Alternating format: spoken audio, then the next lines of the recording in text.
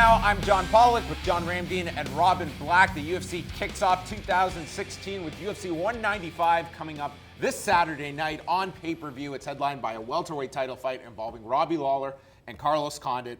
I said this at the time the fight was made. While I don't agree that Carlos Condit got the title fight, I knew by the time this fight came, I would not be complaining that this fight is happening on Saturday, and I'm certainly not. And this is a very close fight. I think it really indicates where the welterweight division is at, where a Rory McDonald is one round away from becoming champion. And Carlos Condit being welterweight champion come Monday morning when we discuss the fallout is not inconceivable in the least. It's a really interesting fight, also on the part of Robbie Lawler, to look at how much he took out of that Rory McDonald fight. That is the kind of fight we look at that does change performers. Yeah, but I had a chance to talk to Robbie Lawler. I actually talked to both Carlos Condit and Robbie Lawler when we were in Las Vegas. And Robbie Lawler seems to be in a place that very few fighters are. The fact that he's, come up in this sport, didn't necessarily have an end in mind, obviously, because, the sport of mixed martial arts was in its infancy and he got to grow along with it. Now he's made a bunch of money in this sport, got to attain the same championship that both Pat Miocic and his other mentor, Matt Hughes, achieved. And now he's still continues to make money, and he's found his groove. He says he understands exactly what the Robbie Lawler style of fighting is, and it's now just sharpening some of the edges. And that if Carlos Condit wants to get into punching range, he's going to find himself in a lot of trouble in a hurry. Robin is so excited. Oh, man. I was stalking Carlos Condit in Vegas. I must have talked to him like 4 different times. And he's in a state where he can win this fight, no doubt about it. But you look at it analytically, it's really, really tough to break down. There's so many things at play, and Lawler has improved from Hendricks 1 to Hendricks 2 to Rory, and you assume he's even improved again, which is scary. I love the technical matchup of it. Lawler is a bludgeoner, bam, bam, with hammers and maces.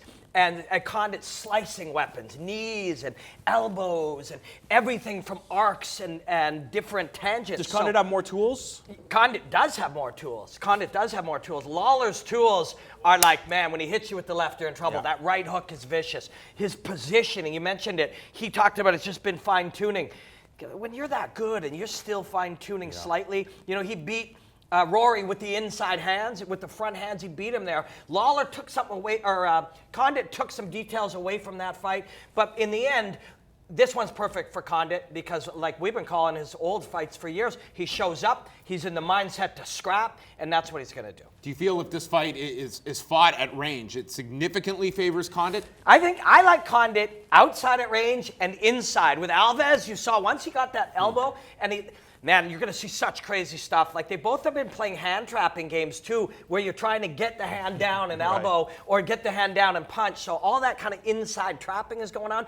I think Condit believes he'll win inside and outside, and maybe that punching, that boxing pocket goes to Lawler. It's badass. This is a great fight. Like, you just don't miss this fight, and bring all your friends over and get drunk and watch this one. It's going to be killer.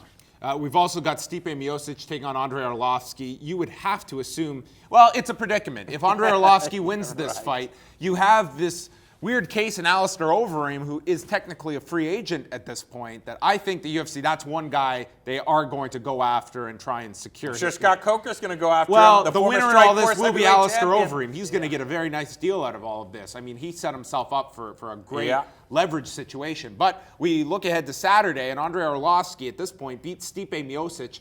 It's a very easy story to tell, whether it be the rematch with Verdum or going after Kane.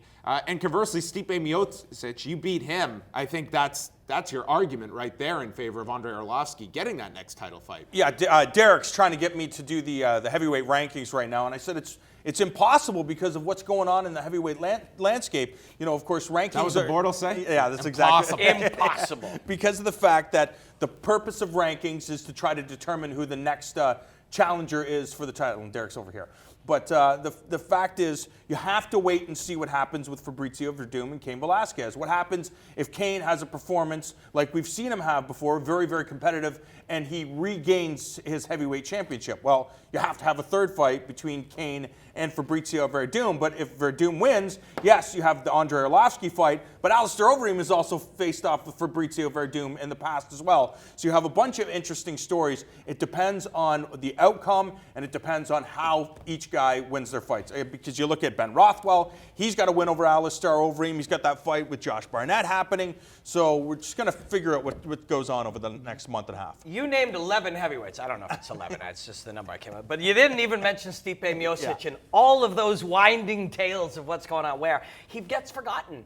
You know, Stipe is a friend of Fight Network. We got to know him. We know how interesting he is, what a likable character he is. But for some reason, you know, people aren't seeing much of him. He just doesn't. He's a skill guy. Yeah. We see him as a skill guy. But he's not he is. And we see him as that and only that he's capable of defeating some of the best guys in the world. But we saw what happened when he faced Junior Dos Santos, and that's the problem. He looks so good, though. He did, and he so always looks good. His game is that of a smaller fighter. The way he strings everything together, the way he's like a 145-pound athlete in a 240-pound body. The way he moves it together, his fluidity up and down, how he confuses you. I mean, this is a top 3 heavyweight. This could be the best heavyweight in the world. So this is one of those things, if he goes, on the other hand, Arlovski is a guy who's an expert at shutting you off.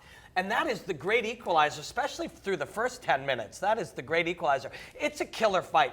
But if Stipe wins, it's one of those ones, if you're his friend, you go, hey, call somebody out, or hey, start trying to talk like Conor McGregor. If you meet Stipe, he's not going to do that. Yeah. He needs to go in there and just be destructive and be dominant and be brilliant and have people go, oh my God, that's a crazy heavyweight. He needs to fight for the title. Last thing, I want to talk about Fight Pass because it's very much important for this Saturday's card because Joseph Duffy and Dustin Poirier are going to headline the Fight Pass portion.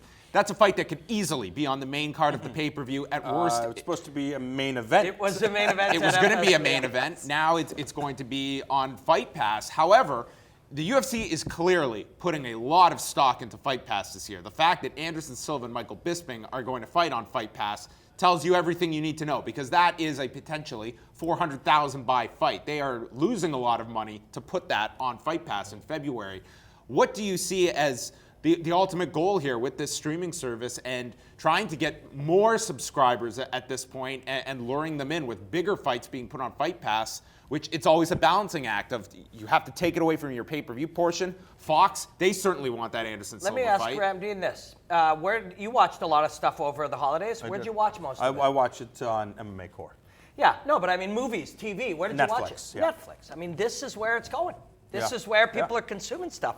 You can't pretend that you live in a time where, TV deals and pay-per-view. That's great. That's still where it's happening right now. But you watched all your TV on Netflix, and eventually we're going to watch all our fights on Fight Pass. I think that it's definitely a service that the UFC, they need to be pumping up. They haven't put all their eggs into this basket. I think it would have been a huge mistake to just, hey, no more pay-per-views. They're all going on Fight Pass. Like the economics of that are utterly insane for anyone to make that argument. So I think that 2016, it's going to be very interesting to see how big of a fight they do put on Fight Pass if they go above something of an Anderson Silva, Michael Bisping level, and what the That's appetite pretty huge, is. though. And we're hoping that we get that fight here on Fight Pass. Yeah, that'd be killer. TBA, we will find out. We are coming back on Saturday night, 7 p.m. Eastern Time for our UFC 195 pre-fight show, breaking down all of the main fight cards from Las Vegas, Nevada. We'll chat with you on Saturday night.